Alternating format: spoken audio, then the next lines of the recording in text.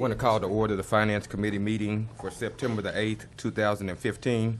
Before we get started, we have a special presentation from our mayor. Please join me down front if you would, staff, and we'll recognize and blow them up.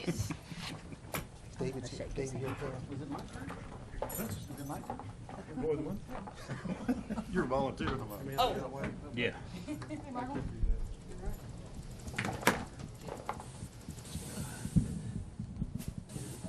David Hensley, would you join us up front?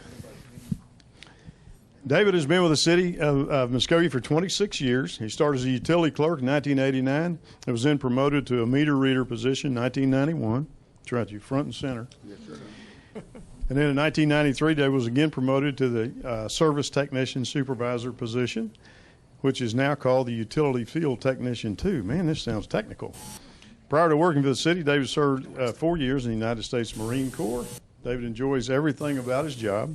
He enjoys working outdoors and has the freedom to get his job done the way he needs to do it. In his free time, David enjoys playing golf and watching football. And for the sake of Kellen Seitz at the Civic Center, what is your handicap? Do you have a golf handicap number you'd share with us? I'll just go straight. Just have fun? Me too. Yeah. Forget all that keeping score stuff. Yeah. Let me set that piece of paper right there. So, David, we would like to present you with this plaque and to say thank you for doing us a great job at the City of Muskogee. Appreciate it, sir. Thank you. Want me to hold that while you shake hands? Dave and I are mail buddies. Oh, really? I see David every morning posting. But he looks like Santa Claus with that great big mail bag. I think he's practicing with Santa. Oh, really? That big duffel bag, mail bag he's got? Thank you, sir. Here.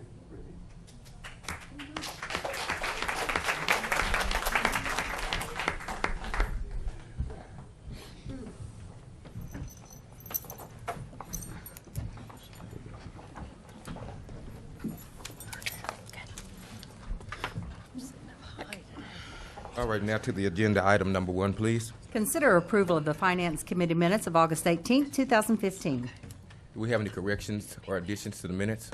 Move for approval. Second. Motion and second. Any other questions, discussion? Roll call, please. Deputy Mayor James Gully. Yes. Janie Boydston. Yes. Wayne Johnson. Yes. Leanne Langston. Yes. Ivory Van. Yes. Derek Reed. Yes. Dan Hall. Yes. Mayor Coburn. Yes. Item number 1 passes. Item number 2. Consider approval of claims for all city departments, 8/13/2015 to 9/2/2015. We have a report from the Purchasing Committee. Yes, sir. The purchasing committee met earlier today and reviewed the report of claims with the treasurer, and I move for approval. We have a second. Second. Motion and second. Any discussion? Roll call. Deputy Mayor James Gully. Yes. Janie Boydston. Yes. Wayne Johnson. Yes. Leanne Langston. Yes. Ivory Van. Yes. Derek Reed. Yes. Dan Hall. Yes. Mayor Coburn. Yes. All right, item number 2 passed. Now item number 3. Consider approval of an amended ordinance and joinder agreement amending the employee retirement system defined contribution plan for the city of Muskogee with an effective date of October 1st, 2015, or take other necessary action. Ms. Epperson? Good afternoon, Mr. Chair, members of the committee. This ordinance and joinder agreement are to include Roy Tucker, city attorney, for the immediate vesting as discussed at the last, or one of the last city council meetings. This is in effect for October the 1st, so it's my understanding we do need an emergency clause for that to go into effect, and I recommend approval. Happy to answer any questions. Move for approval. Second. Motion and second. Any other questions or discussion? Roll call. Deputy Mayor James Gully. Yes. Janie Boydston. Yes. Wayne Johnson. Yes. Leanne Langston. Yes. Ivory Van. Yes. Derek Reed. Yes. Dan Hall. Yes. Mayor Coburn. Yes. All right, thanks, Kelly. Thank you. That item passed. Did we Item need number 4. an emergency on that? Emergency. I move that we declare this an emergency item. Second. Do I see that on the agenda? Or does that have to be there, Roy? Mr. Tucker? I'm looking at it right now. Effective date. 3. We will, let's not move the emergency because we will consider that at the city council meeting, and we'll correct whether there is an emergency or not. I don't think the agenda item provides for that, so we'll need to make that correction. And we can do that for council on Monday because that's the body that will ultimately approve it. All right. I'll take my second back. And I'll take the first back. All right. Item number 4, please. Consider approval of the lowest and best bid from Bill Knight Ford for $25,598 for a 1-ton regular cab 4-wheel drive truck for the Fleet Management Department to replace the 18-year-old service truck or take other necessary action. Okay. Mr. Swepton? Good evening, Mr. Chair, members of the council. Staff went out for bids for a replacement truck to replace an 18-year-old service truck within the Fleet Management Department. 4 bids were received, excluding the state contract bids. 1 local bidder, vendor bid on that. Of all the bids received, the low bid was Bill Knight Ford for $25,598. As stated, this will replace an 18-year-old truck in the Fleet Management Department, and it is budgeted in this year's capital outlay. We recommend going with the lowest bid of Bill Knight Ford for $25,598. Be happy to answer any questions. Did you say you excluded the state bid? The 4 bids didn't include the state bids. We did compare those with the state bid. The lowest state bid was listed on the bid tabulation sheet that you have. The state contract, the lowest bid was $26,091. I do have all of the state bids if you're interested in hearing what they all were. No, you're fine. We did compare those with the state contract prices, and Bill Knight Ford was the cheapest. Be 7 total bids if you can add in the 3 state contract. It's not a bad price for a vehicle. Not at all. I move for approval. Second. Motion and second. Any further questions or discussion? Roll call, please. Deputy Mayor James Scully. Yes. Janie Boydston. Yes. Wayne Johnson. Yes. Leanne Langston. Yes. Ivory Van. Yes. Derek Reed. Yes. Dan Hall. Yes. Mayor Coburn. Yes. All right, thank you. Item number 4 passed, so now item number 5. Consider approval of a 1-year cooperative agreement between the City of Muskogee and Downtown Muskogee Incorporated for the period July 1st, 2015 through June 30th, 2016, or take other necessary action. Mr. Brown? Thank you, Mr. Chair and members of the committee. DMI's contract expired back in June of 2015, and what this is, we're recommending that their contract be renewed or their cooperative agreement be renewed retroactive to July 1st to June 30th, 2016. So I recommend that we approve a renewal of 1 year for DMI. Nothing needed to be changed on that contract. No, everything will be the same. The dollar amount will be the same. This is just a renewal. Move for approval. Second. Motion and second. Any further questions or discussions? Roll call, please. Deputy Mayor James Scully. Yes. Janie Boydston. Yes. Wayne Johnson. Abstain as vice president. Leanne Langston. Abstain as executive director. Ivory Van. Yes. Derek Reed. Yes. Dan Hall. Yes. Mayor Coburn. Yes. All right, item number 5 passed. Item number 6. Consider approval of authorizing Global Spectrum LP, doing business as Spectra Venue Management, as agent on behalf of the City of Muskogee to enter into an agreement with AYC Media to provide services related to website design for the Civic Center or take other necessary action. Mr. Root? Mr. Chairman, members of the committee, Kellen's here. He's going to speak to this. This is an agency contract that would allow them to go out on behalf of the City of Muskogee to build a website specific for the Civic Center. No extra cost. It's just an agency agreement similar to what we had with the ticketing before. So happy to answer any questions. Move for approval. Second. Motion and a second. Any other questions or discussion? Roll call, please. Deputy Mayor James Scully. Yes. Janie Boydston. Yes. Wayne Johnson. Yes. Leanne Langston. Yes. Ivory Van. Yes. Derek Reed. Yes. Dan Hall. Yes. Mayor Coburn. Yes. All right, item 6 passed. Now item number 7. Consider approval of the appointment of Councilmember Janie Boydston to the Airport Board to serve a 2-year term beginning October 1st, 2015, and ending on September 30th, 2017, replacing Councilmember Wayne Johnson, or take other necessary action. Kind of awkward, Councilman. This is your item. Okay, I nominate myself Move for approval then, to Jamie. be on the airport board for the next 2 years. All right. I'll move for approval and second. Whatever you need. Good luck with y'all. We do have a motion and a second. Any other questions? Roll call, please. Deputy Mayor James Scully. Yes. Janie Boydston. Yes. Wayne Johnson. Yes. Leanne Langston. Yes. Ivory Van. Yes. Derek Reed. Yes. Dan Hall. Yes. Mayor Coburn. Yes. All right, item 7 passed. Item number 8. Consider approval of the appointment of Nancy Gayden to the Muskogee City County Port Authority as a city appointee to serve a 4-year term beginning October 1st, 2015, and ending on September 30th, 2019, subject to confirmation of the county commissioners, replacing Charles Raper, or take other necessary action. Ms. Janey? Yes, I nominate Nancy Gayden as a knowledgeable young lady. She's a CPA and has had some dealings with the port already and helping them with some of their bookkeeping business. And I nominate her to be on the Port Authority Trust and Authority, whatever it is. Move for approval. Thanks. Okay, I second. We have a motion. Whatever it is. We have a motion and a second. Any other discussion? Roll call, please. Deputy Mayor James Scully. Yes. Janie Boydston. Yes. Wayne Johnson. Yes. Leanne Langston. Ivory Van. Yes. Derek Reed. Yes. Dan Hall. Yes. Mayor Coburn. Yes. All right, that passed. So item number 9. Consider approval of the appointment of Al Stevens to the Muskogee Medical Center Authority to serve a 7-year term beginning October 1st, 2015, and ending on September 30th, 2022, replacing Chris Condley, or take other necessary action. Floor is yours. I nominate Al Stevens to be on the Muskogee Medical Authority Board for the next 7 years, I believe. What a commitment. Yeah. Move for approval.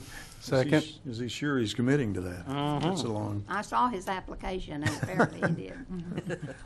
We do have a motion and a second. Any other discussion? Roll call. Deputy Mayor James Scully. Yes. Janie Boydston. Yes. Wayne Johnson. Yes. Leanne Langston. Yes. Ivory Van. Yes. Derek Reed. Yes. Dan Hall. Yes. Mayor Coburn. Yes. All right, that passed. Item number 10. Consider approval of the appointment of Councilmember Dan Hall to the Chamber of Commerce Committee and Tourism Board to serve a 3-year term beginning October 1st, 2015, and ending on September 30th, 2018, replacing Randy Howard, or take other necessary action.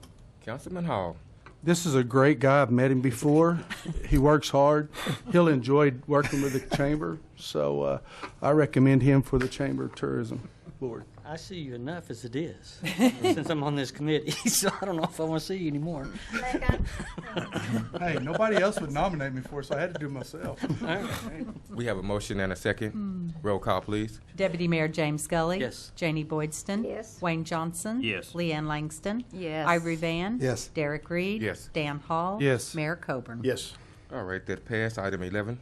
Consider approval of the appointment of Ivory Van to the City Facility Board to serve as a City Council representative beginning on October 1st, 2015, and ending on February 28th, 2018, filling the vacant council appointment, or take other necessary action. Councilman Hall. I'd like to nominate Ivory Van for the City Facility Board. I just think everybody should get a little bit of Ivory. Move for approval. All right. Move for approval. I do need a Second. Okay, roll call, please. Deputy Mayor James Scully. Yes. Janie Boydston. Yes. Wayne Johnson. Yes. Leanne Langston. Yes. Ivory Van. Yes. Derek Reed. Yes. Dan Hall. Yes. Mayor Coburn. Yes. All right, item 11 passed. Item number 12. Consider approval of the appointment of Mike Martin to the Ward 4 seat on the Urban Renewal Authority to serve a 3-year term beginning October 1st, 2015, and ending on August 31st, 2018, replacing Kelly Beach, or take other necessary action. Councilman Johnson.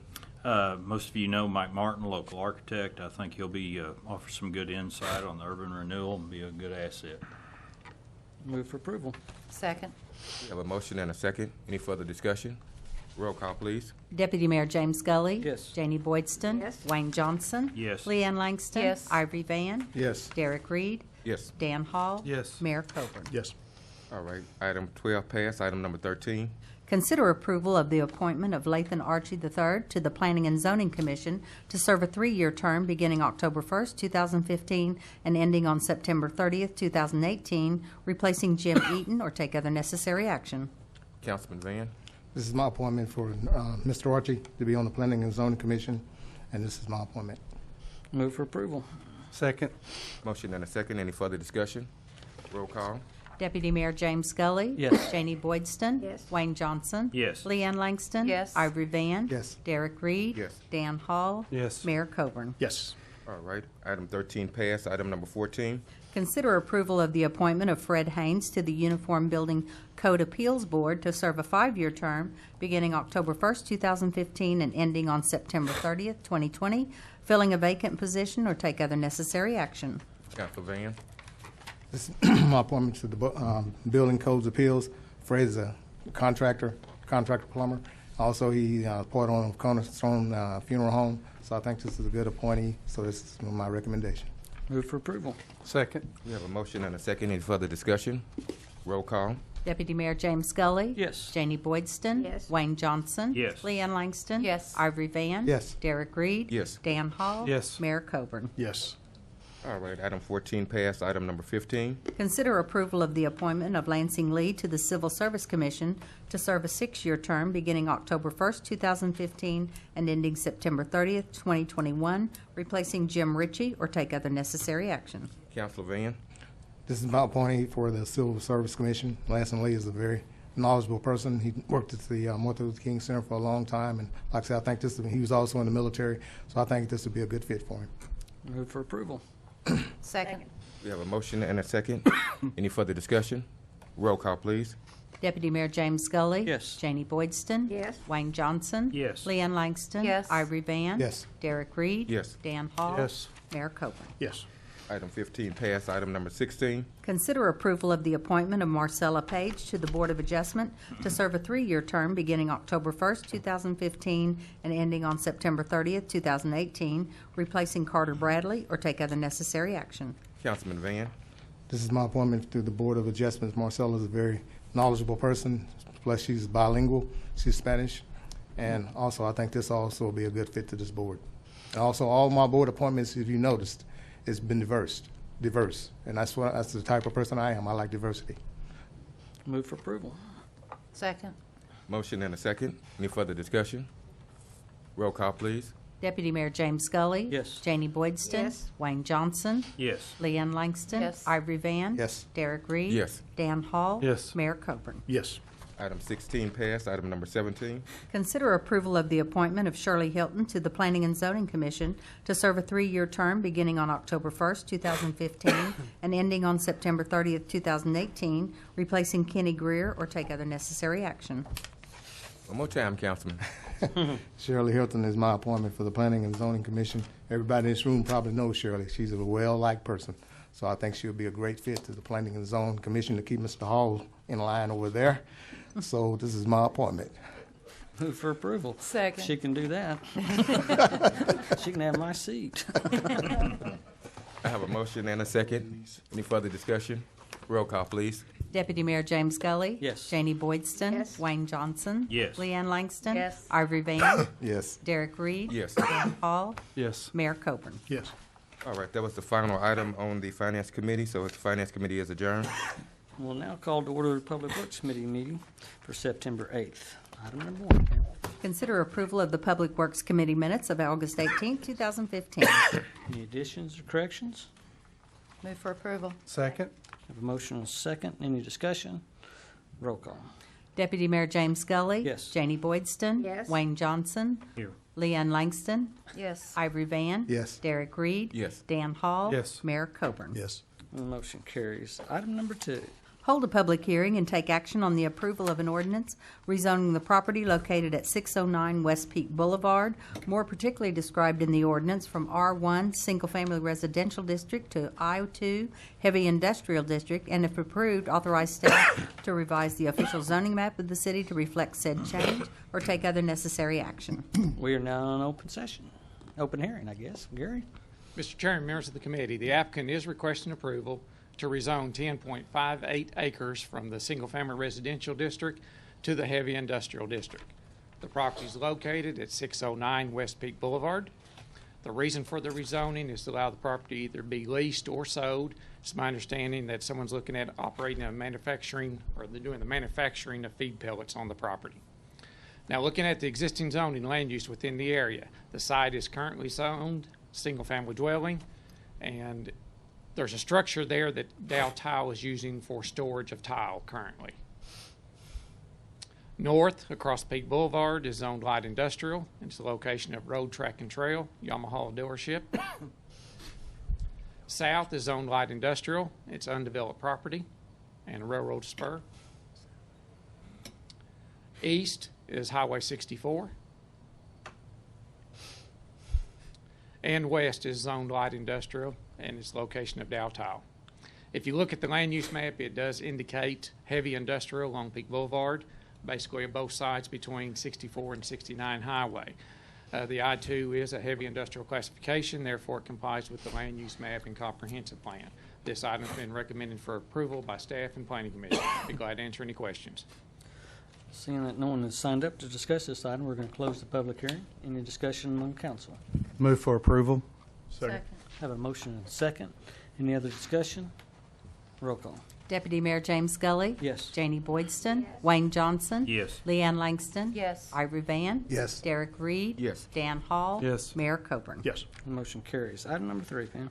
Hold a public hearing and take action on the approval of a resolution amending the future land use map for property located at Davis Field Airport, more particularly described in the resolution from light industrial to the airport layout plan, and if approved, authorize staff to revise the land use map of the city to reflect said change. We're now in the public hearing. Mr. Garvin? Chair, members of the committee, the City of Muskogee is requesting approval of a resolution amending the land use map from the light industrial district classification to the airport layout plan. The property is located at Davis Field Airport.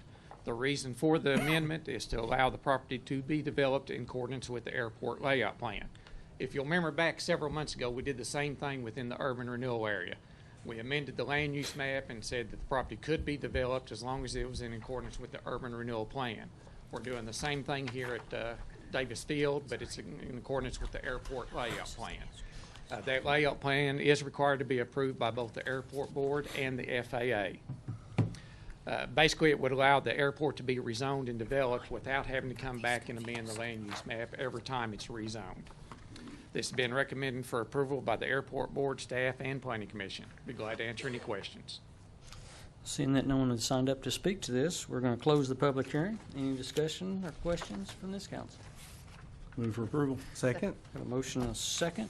Any other thoughts? Roll call. Deputy Mayor James Scully. Yes. Janie Boydston. Yes. Wayne Johnson. Yes. Leanne Langston. Yes. Ivory Van. Yes. Derek Reed. Yes. Dan Hall. Yes. Mayor Coburn. Yes. And the motion carries. Item number 4. Hold a public hearing and take action on the approval of an ordinance rezoning 239 acres, Tract 1 and Tract 2 at Davis Field Airport, more particularly described in the ordinance from I-1 Light Industrial District to I-2 Heavy Industrial District, and if approved, authorize staff to revise the official zoning map of the city to reflect said change or take other necessary action. We are now in a public hearing. Mr. Garland. City of Muskogee is requesting approval to rezone 239 acres from the light industrial district to the heavy industrial district. Property is located at Davis Field Airport. The reason for the rezoning is to allow the property to be developed. This is the part of the property is being sold to the port. It's my understanding that the port has an industrial prospect looking at the property. Looking at the existing zoning land use, currently the site is zoned light industrial. It's mainly undeveloped property within Davis Field Airport. There is a dilapidated structure that I'm understanding will be demolished. North is zoned light industrial, which is also part of Davis Field Airport and is also undeveloped property.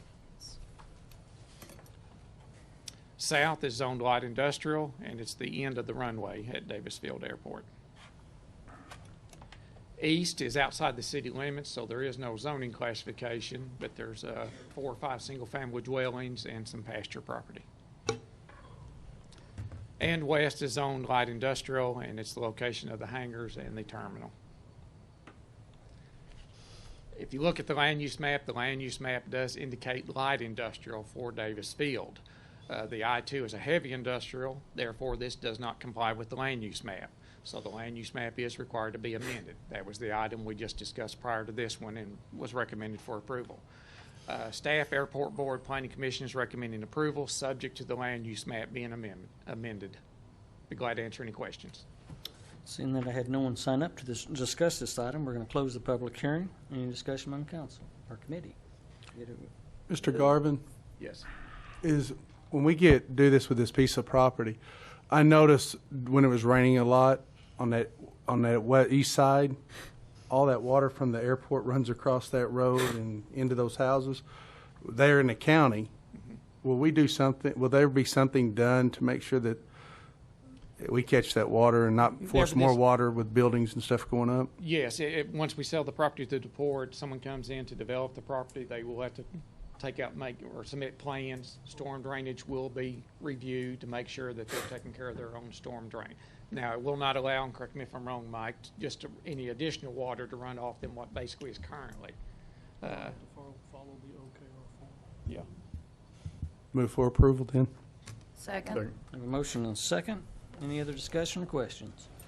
Roll call. Deputy Mayor James Scully. Yes. Janie Boydston. Yes. Wayne Johnson. Yes. Leanne Langston. Yes. Ivory Van. Yes. Derek Reed. Yes. Dan Hall. Yes. Mayor Coburn. Yes. And the motion carries. Item number 5.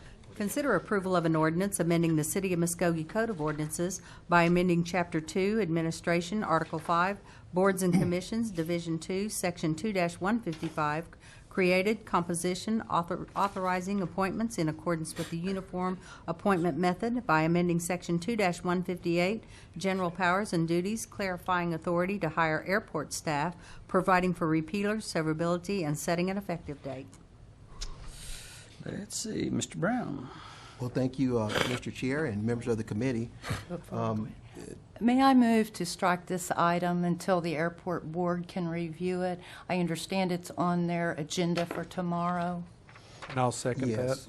Okay, I have a motion and a second. Any other questions for since we're going to strike it. Any other discussion? Roll call. Deputy Mayor James Scully. Yes. Janie Boydston. Yes. Wayne Johnson. Yes. Leanne Langston. Yes. Ivory Van. Yes. Derek Reed. Yes. Dan Hall. Yes. Mayor Coburn. Yes.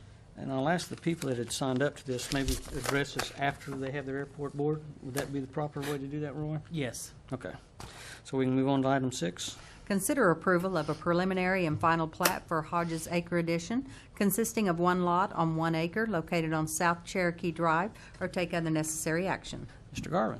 Mr. Chair, members of the committee, the Housing Authority of the Cherokee Nation is requesting approval of a preliminary and final plat of Hodges Acre Addition, consisting of one lot on 1 acre. The property is located on Cherokee Drive and is just north of the Grandview Baptist Church. It also abuts the Cobblestone Golf Course. The reason for platting the property is to allow it to be developed residentially. They are proposing a single-family dwelling on the property. There are no improvements required to be extended, streets, water, sewer. Sewer will be an individual septic or aerobic system.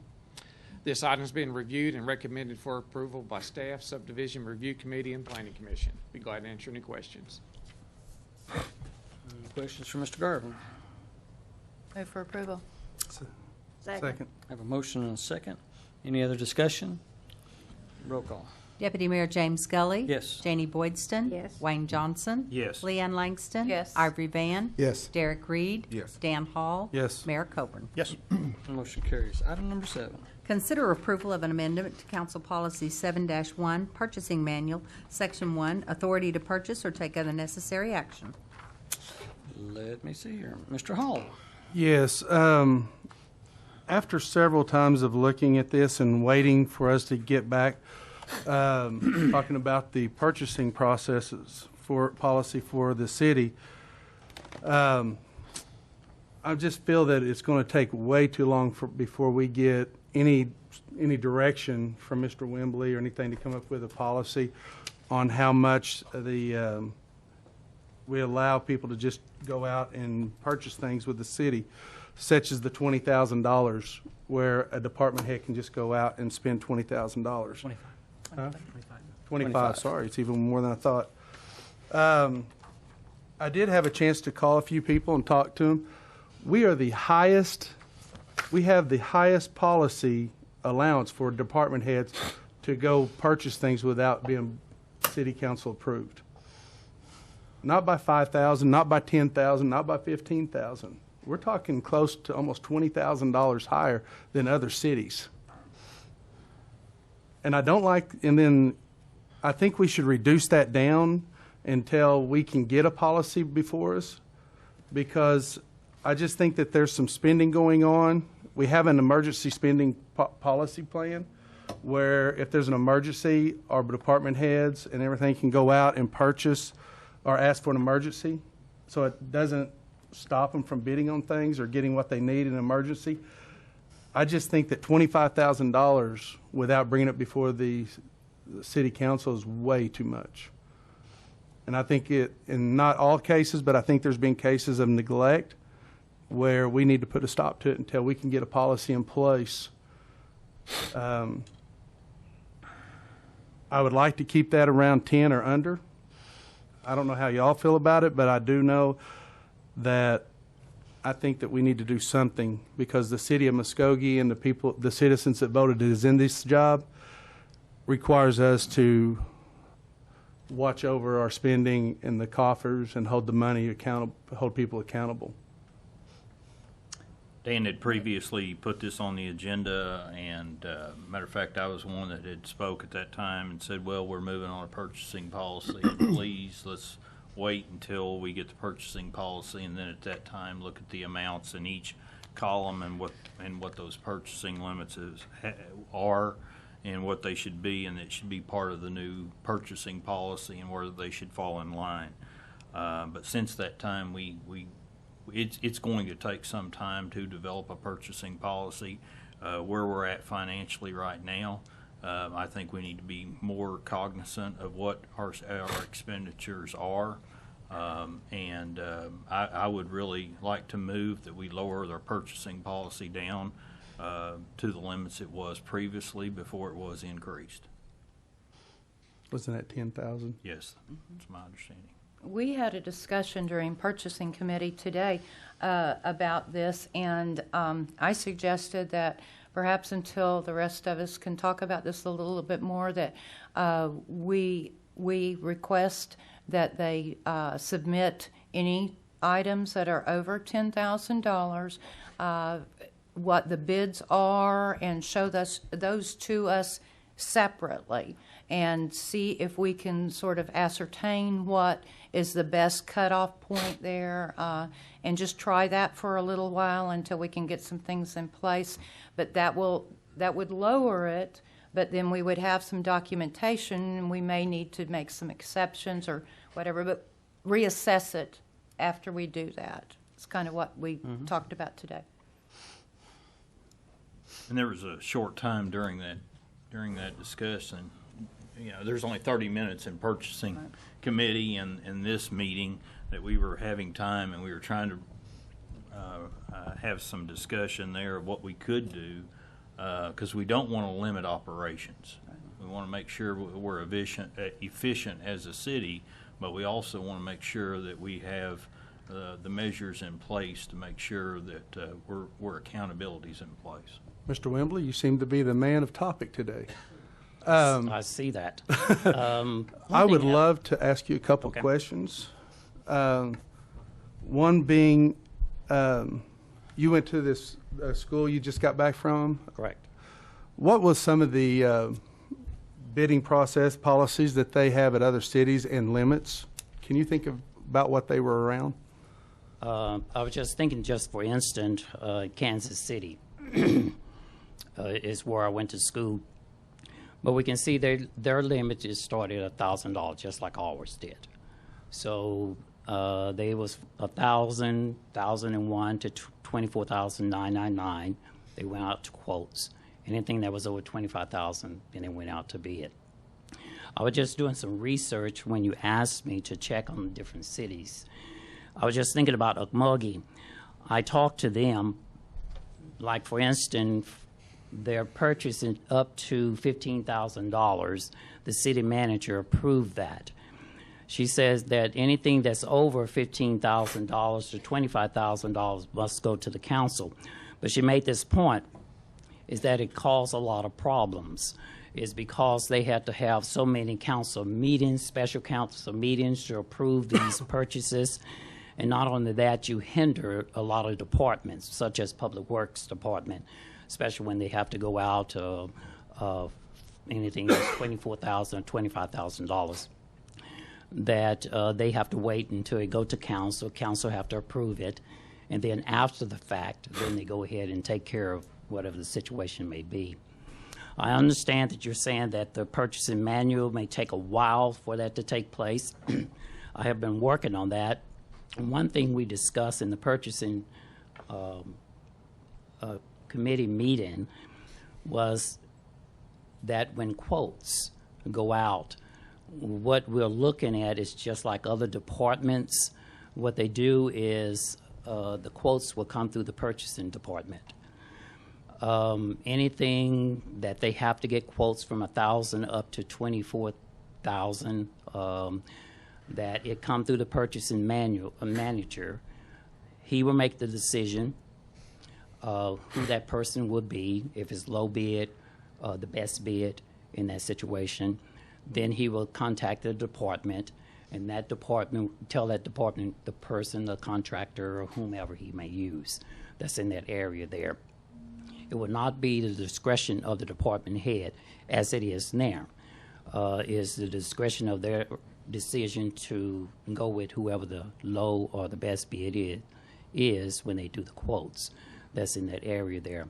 I feel that if we do lower our bids, I mean the purchasing there, it's when we had it the $10,000, $9,000, speaking to Shirley Simpson, that it caused a lot of problems, especially Public Works and different other departments when they had to go out and get bids over $25,000 or $20,000.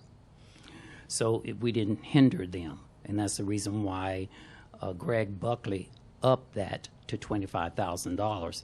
And not only that, he matched the Oklahoma statute limit, and that was $25,000.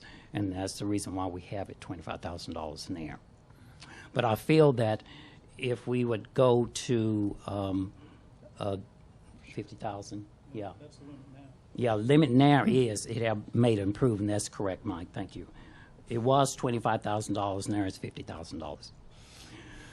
But I feel that if we do, for instance, go through the purchasing department, as I did in the school, learn in the school, that's the way they did, is that any quotes that need to be done, anything from, I think, $1,000 to $25,000 before you go out to bid, then it was the purchasing department discretion to who to use. So that would take it out of department head, so no department head will be used in that area there. So we can do it that way if the council permit that to take place, or whatever else. But as Miss Langston. Sister. With that rope. We went to church all of a sudden. She's my sister.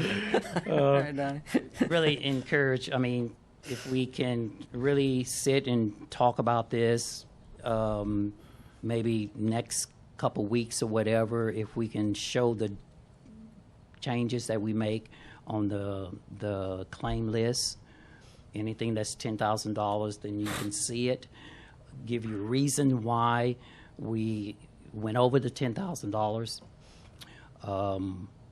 If it's the best or the lowest, the reason why we chose that, and that'd be information for you to understand and really take to heed in that area there.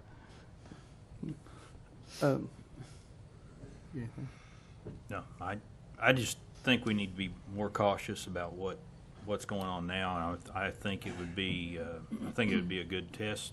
I think testing the system right now would be good while we're going through developing a purchasing manual. Then we could find out if it wasn't. We may find out that this test phase, we've really loaded up the purchasing department, and this won't work. And we're going to have to go to something else. But I just feel like something needs to be done to make sure that the purchasing is consistent. We have to make sure and clean up our act in Muskogee. Mm-hmm. And I think if we just try it, to check and see if that's going to work or whatever, if it get out of hand or whatever else, then we can make a decision in that area. But I think that if you allow the purchasing department to go ahead and do that, then that's one person you would hold responsible. Then department heads that's in that area there. So you can go directly to the purchasing department and say, who is the one that made this decision here, and why did they override this, and why did they didn't follow the procedure that's in that regard. And so I feel that will help a great deal in that area. How are you going to tell the city manager no? Well, that's a good question. I would never say no to the city manager in that area, but if he's like doing something, you go, I don't think this is right, and he goes, I'm the city manager. Do you say no to him? that's one thing I have no problem with, is saying no to anyone that do not follow procedure. So all he can do is say, "You fired." I can find another job after this. So, I would like to hear Mr. Stewart maybe expand just a little bit on operate. There had to be a reason we changed from 10 to 25 to help procedurally with the things that are going on in the city. I'm gonna ask Roy to help me with my memory, because we put this through as he was the interim manager, if I remember that right. Yes, it was. Right through that period. It was during when Roy was here, we passed it. It was discussed originally at the council retreat. Right, and it was decided that the $10,000 limit was too low and was hindering us, and we decided to raise it to 25. But actually what we did was we lowered department heads to $1,000. Department heads don't have $25,000 approval. It was lowered from 10 down to 1, which actually upset me at the time, but I've learned to work within the system now. The city manager is the only one that has the approval up to $25,000.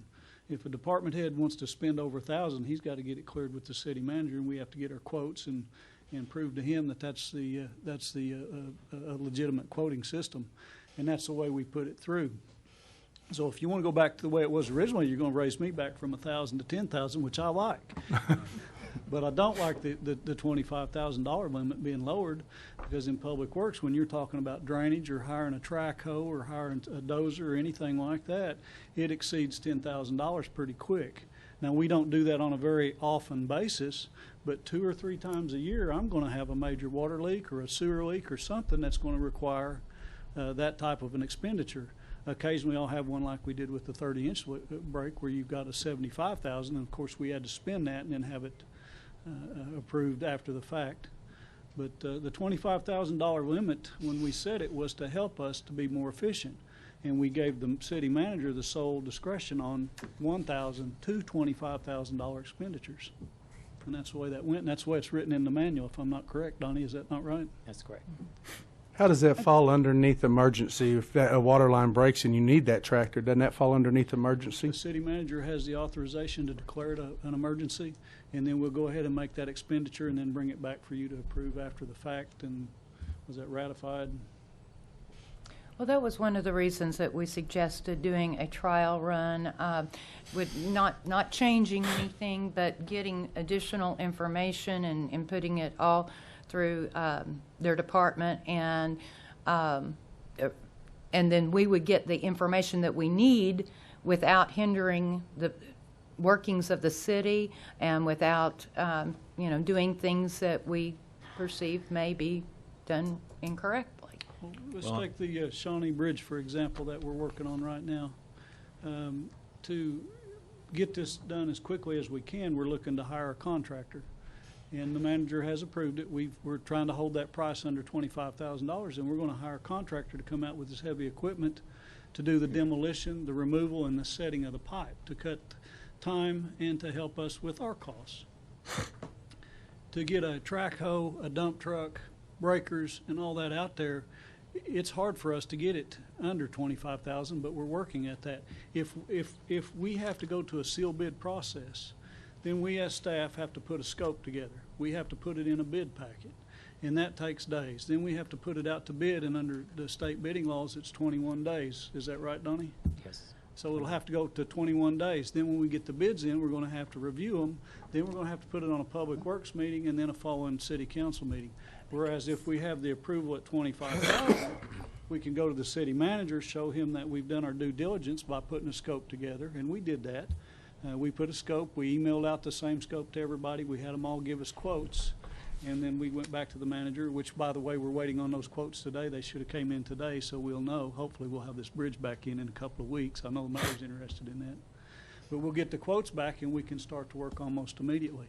If you're pushing me to a sealed bid process and the bids don't come back in the right fashion, or you don't approve them, or we only get one, you've kicked them back to us before. Here we go again. We're at another 21 days. So it does create issues if you don't, or if you lower that limit. What issues there'll be, it just, it depends. We're an old community. Things happen. And when you're in the Public Works world, I know 25,000 sounds like a lot of money, but it's not. And again, the department head is limited to $1,000. And we have to go to the manager, and the manager, I guarantee you, makes us do our due diligence. So that's my 2 cents. I think it's really important, the purchasing policy that we're talking about, and that's really what's going to make the difference here. But it's just, it's going to take a while, but I think there should be tiers to it. One thing, as Mike was describing, the different pieces that have to take place in there on Shawnee. In that bridge replacement, what we don't want is where they're splitting up quotes to make sure it falls in underneath 25. What we need to do is make sure that's large enough where they can make sure it's fitting in underneath that, and we're not trapping management. So we don't want to do that, but I think there should be different tiers to a policy that you have in place. But there should be protections in each level of that policy and who's approved at that. I also believe that when you've got a manager that's trapped under a $1,000 purchasing policy, that's way too low for a manager to be trapped at a policy that low. So I think the whole thing needs to be reviewed of where the purchasing policy is, and that's why it's going to be reviewed. But right now, I would make a recommendation that we put in place, as was discussed in purchasing policy, and as we've discussed here, that all quotes over $1,000 go through the purchasing department and no longer through department heads as a trial run until the policy can be developed. When you said over 10,000, 10,000. I'm sorry, over $10,000. And there's one little bitty thing that I would like to see also. We have more emergency POs in the last few weeks that, I'm not saying they're all not emergencies, but we cannot have certain people run around here declaring something emergency just so they can get something done and slipping over the policy. If they have to go to the manager to get that signed off on, how does that, explain to me how that works? I'm not sure How do how you it's slip working. something All I by? know is that we had a few things declared emergency around here that doesn't need to be an emergency. It just because it's taken more time than what they want to deal with to get somewhere. I can't say who it is, but I just would like to see something with our emergency policy in check. And I don't know if you're the one that declares it emergency, but I would like to see something where if someone is declaring something an emergency and the city manager and you didn't agree that it's an emergency, and it does in some criteria in there that it's an emergency, like Mr. Stewart was talking about, a blown water line, a bridge falling in, road sinkholes, all that good stuff that Mr. Stewart deals with, I can see all that as an emergency. That's stuff that has to be dealt with now. Buying paint for a wall, I don't see it as a emergency. Or putting something up because it doesn't fit your timeline. I'd like to see some of that stuff stop. That's probably why I'm on a soapbox about our purchasing policy. Well, I guess the part that's confusing to me is what you explained is then the city manager is signing off on that. Is he not, if it's over I don't know how that goes 1,000? like that.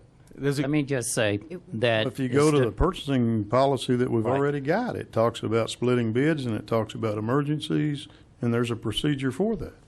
Do we need to change, or do we just need to stick to the policy that we have in place right now? Let me just give you a definition of the emergency purchase. It says when an emergency condition arises, the need cannot be met through a normal purchasing methods. It says the person responsibility for the emergency, department head, or discretion that they classify that as an emergency. They should attempt to approve this through purchasing agent, the city treasurer, as it said here, or the manager, city manager. There's a form that they have to fill out, that they have to turn in within the 24 hours. Say if it's a weekend, then the Monday morning, they have to turn this form in. When this form is in, the manager have already known. Let's take, for instance, Mike Stewart with that 30-inch water line that took place there. Saturday, I think it was, Mike Stewart, he called me 9 o'clock in the morning, let me know that this was a break. It was an emergency that was taking place. He went into detail about it. I gave him my approval. Likewise, he called the city manager and told him about the situation there. City manager gave him approval with this. Not only that, Mike continued to call me to let me know what was taking place. That is the responsibility, as the manual says, is that any emergency situation that take place, if it's a department head discretion, then it's their responsibility to call my department or me, city manager, to let them know what the situation is. We approve that. And then when we approve it, then they turn the form in. That form is in my file system that we go to in that area there. So if anyone else classified as emergency, then they have maybe went around us in that area that we don't know. But the manual really describe what emergency is. If one's followed that, and if we see that, we will take action on that. But if it doesn't come through us and we don't know that it's classified as emergency, yes, they will get around in that area there. But this form have to be filled out. Donnie, are you talking about the existing plan the purchasing plan that we have in place right now? What we have now. Okay. What we have now, yes. And it worked well if everyone followed the purchasing manual. I mean, anyone can get around it, yes. Dan, are you getting feedback that people are not following the purchasing manual? I'm getting that they're doing what they're going to do, and then they're coming back in and saying, "Oh, that was an emergency. I had to do that," and that's what I'm getting feedback from. And then I like to, see that form that they have filled out saying that. Now, if they didn't come to I or the manager in that, then we don't know that. Maybe they're just saying it is classified as emergency out there, but they haven't let us know about the situation that's there. So, Donnie, how do we put in the safeguards to know that they can't bypass that? Well, one thing... I think that's what needs to be in the policy is how do we, Correct. How do we put in some safeguards as we review this, that the city treasurer or something has some sort of knowledge of what is or isn't? If it doesn't come, just like, for instance, with the school, talking about emergency policy, if it didn't come before us and say that they went ahead and did, the situation wasn't approved by the manager or the city treasurer, then they violated the policy. Then the violation is that they're written up or whatever the action that the city manager wants to take in that area there. So it would have to go before the city manager in making that decision. And that is in the upgraded purchasing manual that we're looking at in that area there. So is the motion is to do a trial on the purchases? My motion would be we do a trial. Anything over $10,000 would the quotes would go through the purchasing department, and details would be given to the purchasing committee on the quotes that are received. Okay. Do I have a second? I'll second that. I have a motion and a second. Any further discussion or questions? What time period is the trial? Is there a 60-day, 90-day? I'd say 60 days. 30-day? Let's do 60. That 60. Mr. Wembley, would that be enough time, 60 days, to see how, we don't want to overload you then try to catch it up. Would 60 days be too long? Okay, so I have a motion and a second. Roll call. Deputy Mayor James Gully. Yes. Janie Boydston. Yes. Wayne Johnson. Yes. Leanne Langston. Yes. Ivory Van. Yes. Derek Reed. Yes. Dan Hall. Yes. Mayor Coburn. No. The motion carries. Item number 8. Consider approval of request for honorary street marker Bass Reeves Walk to be placed on 2nd Street beginning at Dennison Street and ending at Elgin Street, or take other necessary action. Mr. Stewart. Yes, we have a honorary street marker policy, which is Council Policy 10-3. And in that policy, it states that when a committee or a group wants to rename a street with an honorary street marker, that they're to submit a letter to the PublicWorks Director, and then it's reviewed and placed on City Council for approval. There is a committee as part of the policy. It's Bass Reeves Legacy Old West History Committee. And in your packet, you will find that there is a letter for justification. I will tell you that they'll be required, if approved, to pay for the initial signs. The initial signage are about $125 a piece, and if we put one per intersection, we're talking about 6 signs at $750. The city will be responsible for them. They will be for a 10-year period, and then they have to be renewed as part of the policy. I have a map up for you to see. This request is for 2nd Street to be renamed to Bass Reeves Walk. It goes from from Elgin Street to Dennison. And Mr. Bill Bailey is here to address it, and I believe he has some of his committee members here to discuss the justification. Bill, if you don't mind, I need your name and address for the records, if you don't mind. Good afternoon. My name, Chair and Committee and Stewart. My name is Bill Bailey, 7501 Thank you. Old Taft Road. Thank you, sir. Floor is yours. Yes. I am representing the Bass Reeves Legacy Committee for the Old West. We are dedicated to acknowledge the history of Muskogee. And as Mr. Stewart has said, we are requesting that an honorary Bass Reeves sign be placed from Elgin to Dennison on 2nd. That's right, Dennison to Elgin.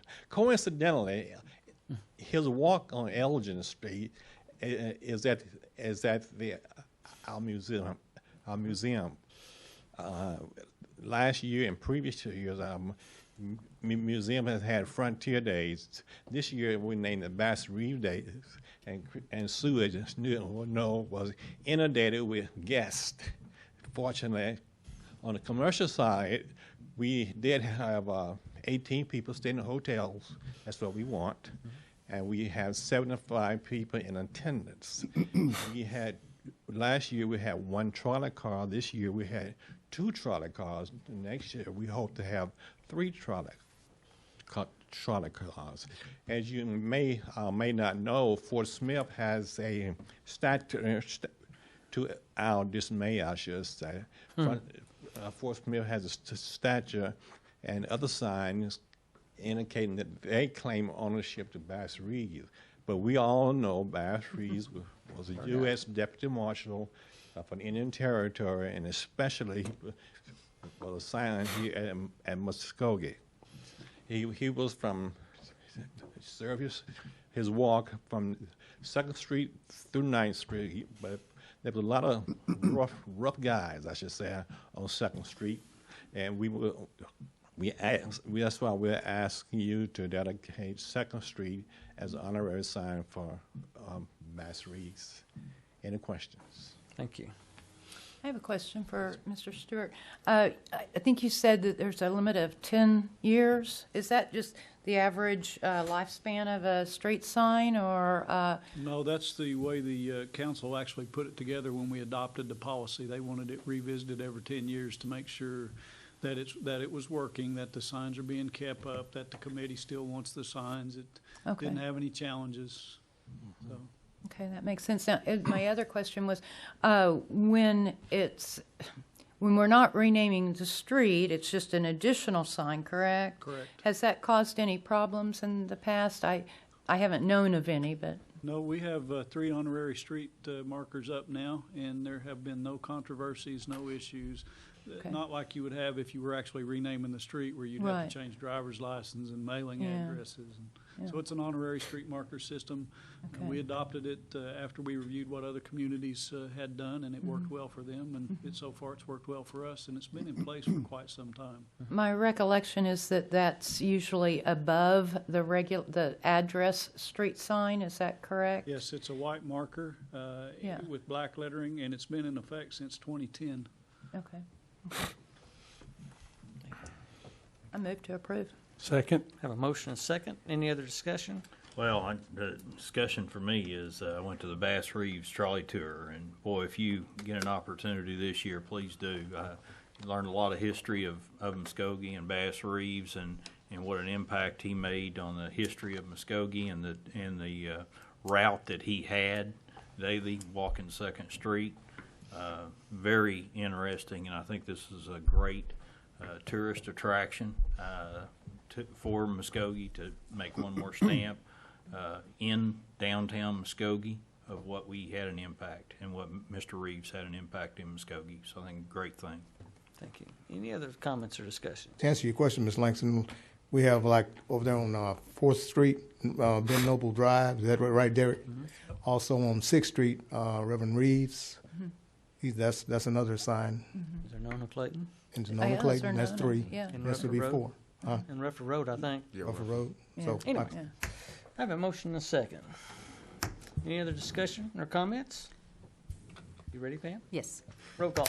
Deputy Mayor James Scully. Yes. Janie Boydston. Yes. Wayne Johnson. Yes. Leanne Langston. Yes. Ivory Van. Yes. Derek Reed. Yes. Dan Paul. Yes. Mayor Coburn. Yes. Motion carries. Item number 9. Consider approval of the location of 6th Street across from Muskogee Swim and Fitness to install a transit kiosk as proposed by the Muskogee County Transit Authority, and further authorize the mayor and the city clerk to execute an easement for the same or take other necessary action. Mr. Stewart. Yeah, Muskogee Transit, or County Transit Authority, received a grant to put some kiosks around the community. There's a couple of them that's already been put in place. I know the one on 34th Street right by American Bank is now up and looks very nice. You might go by and take a look at that, but that was on American Bank property. And then I think one was on at the health department. Is it up too? We put one, or suggested location of one at the Muskogee County Health Department in that little turn-in area that they've got. So it's not on the right-of-way. One of the places that John Ford had discussed with Prague and myself was a location near the Swim and Fitness Center. The apartment complex that's just to the south is a real high rider usage area for him, along with the Swim and Fitness Center. And we were trying to find a place, and when we were over there looking, we noticed that there was a nice turn off of the parking lot that approaches 6th Street. And as you'll see on the map, we've got that proposed location marked. But because this is on city property, we discussed with Roy and Matt and decided that we needed an easement for placement of that. So that's what we're here today to ask for, is the authorization of us to execute the easement for the location as presented. And there is an ordinance in your packet. John Ford is here from Muskogee County Transit if you have any questions for him, but we recommend approval. This is a great project, and I'm proud of the fact that PublicWorks has stepped up and really started working with Muskogee County Transit to get some of this accomplished. We've added John to some of our committees in our development stage, and we're looking at any new projects, trying to make sure that we have bus accommodations on them. So very proud of that fact, and I recommend approval of this, and we'll answer any questions. Yeah, Mike, thank you very much. They're doing a great job. In the easement agreement, I wanted to make sure that they are responsible for ongoing maintenance of the actual bus shelters. Is that in here? Because I was looking at the easement, I didn't see No, that in there. I don't know that that is, but we can sure fix that by We just Monday really night. need to make sure that the ongoing maintenance of the bus shelter is done by MCT. Right. There is very, very little maintenance, but there could be. I mean, and damage could happen Yeah, too. or if we have to remove it. And We'll get that cleaned up by Monday. okay. So recommend approval with those changes.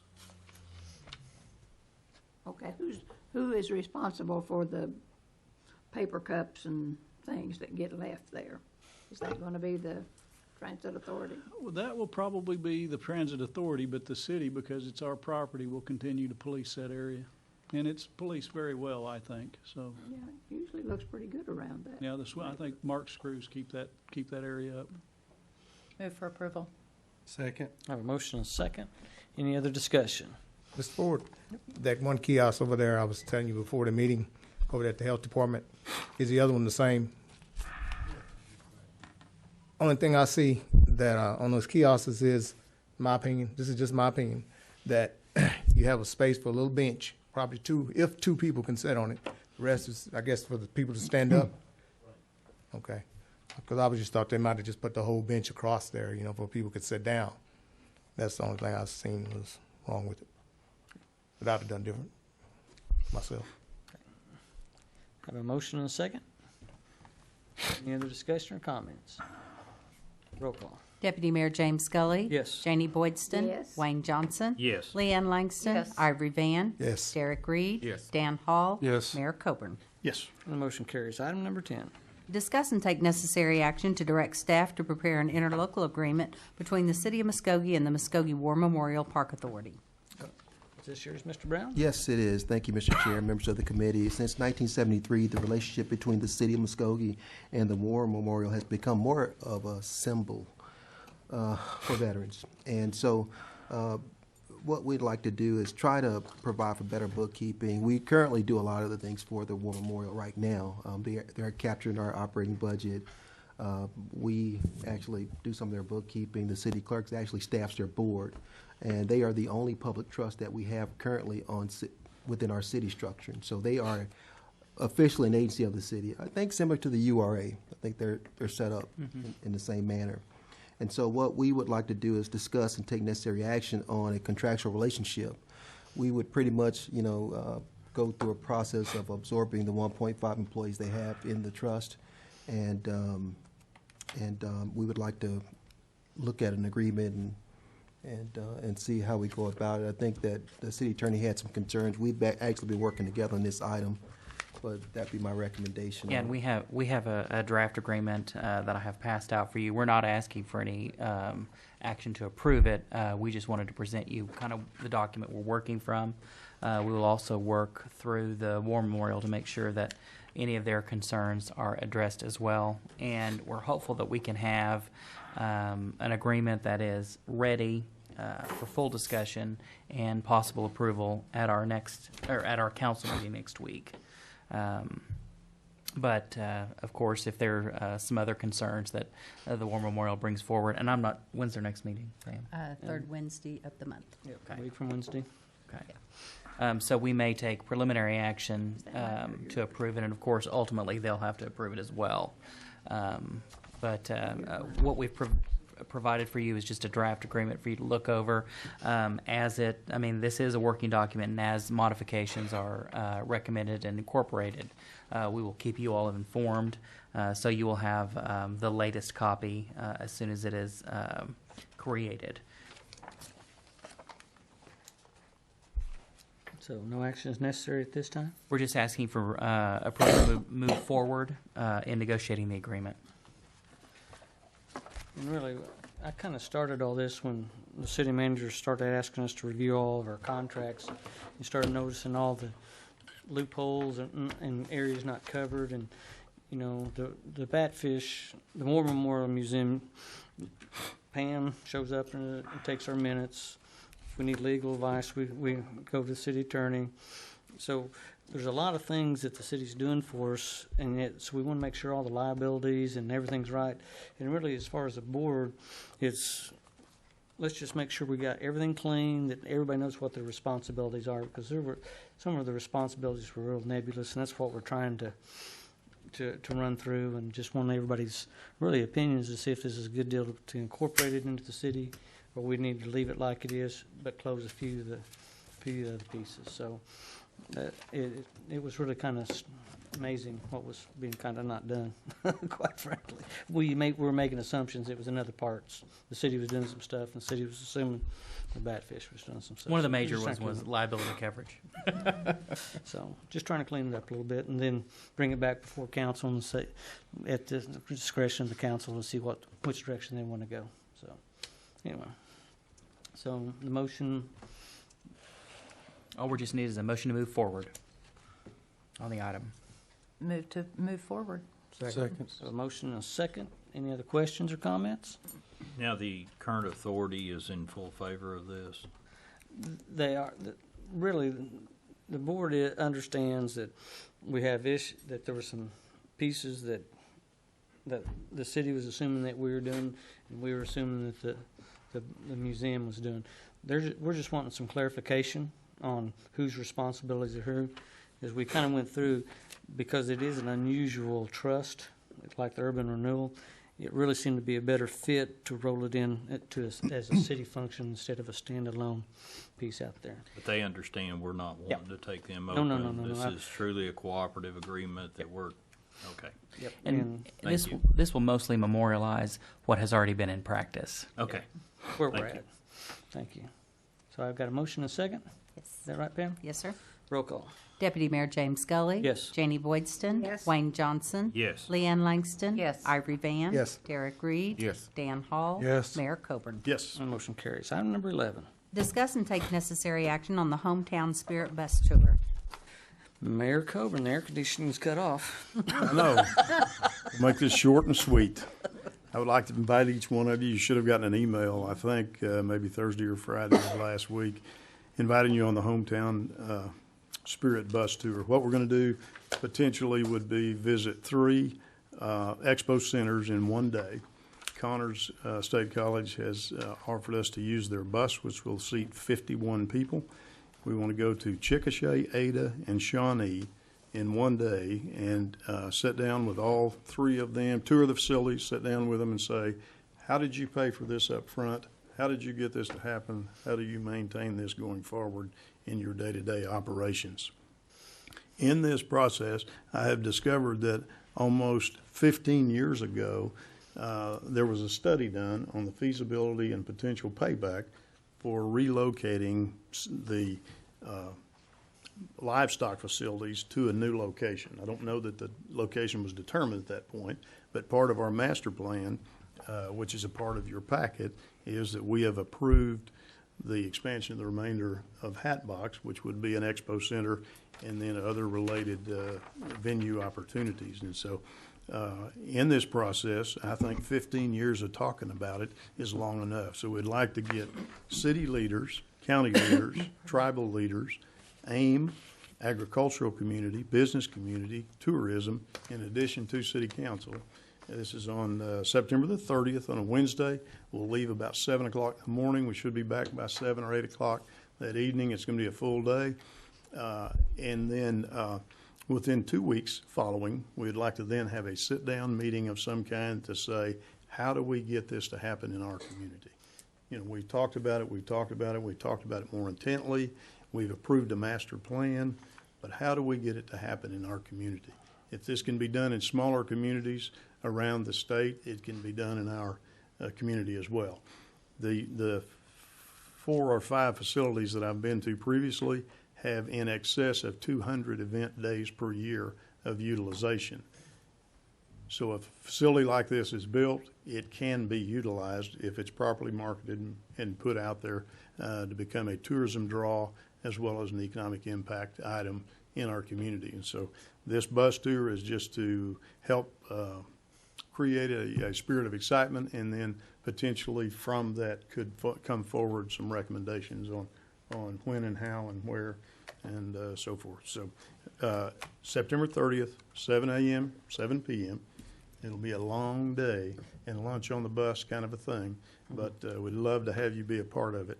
Or if there's someone you know that has a particular interest in it, saying, you know, that, well, the fairgrounds was there years ago and we have neglected it all these years, maybe they would be a logical person to say, come on this tour. Let's see how we can get this to happen in our community. Ann Ong, the co-chair of AIM, is sitting here with us as well, and will be a part of the tour and part of the hometown spirit. Good. Is there any possibility of getting additional transportation if there are more? Because I noticed you said there's room for 50, and you had invited 58, and I had a bunch that I think would be. We've got 58 invited, but we've Right. asked input to say, who do you think needs to be invited additionally? Yes, we can provide Okay. additional information and transportation. Okay, well, I just And other hesitated people have because- said, I'm going to be in Oklahoma City, can I just meet you and things? And so out of the 58, if everybody would accept, obviously, we'd have a full bus, but we need to get another one. So Okay, all right. I would Just say, wanted to make yes, sure that's a that would be sure. possibility for sure. Thank you. No action needed, Mayor? Unless we have a quorum, and then if we have a quorum, we'd need to have an agenda item for the meeting, Okay. so to speak. But other than that, I don't know that we need anything other than just your general blessing For tonight? going forward. Yeah, if we can get them, make a motion, so if we have to add city I'm resources. good with Mayor. that. I move that we make a motion to agenda the item as a regular meeting. Second. Have a motion and a second. Any discussion? Are you buying breakfast and dinner, Mayor? No, I'm not. There'll be lunch in He's too the tight for evening. that. You'll have snacks on the way. Yeah, for sure. Okay. Motion and a second. Any other Not comments? everything is free, I've Call roll call before we get in trouble. Ben? Mayor James Gully? Yes. Janie Boydston? Yes. Wayne Johnson? Yes. Leanne Langston? Yes. Ivory Van? Yes. Derek Reed? Yes. Dan Hall? Yes. Mayor Coburn? Yes, I agree. And the motion carries, and see no one that signed up to speak to us. We are adjourned.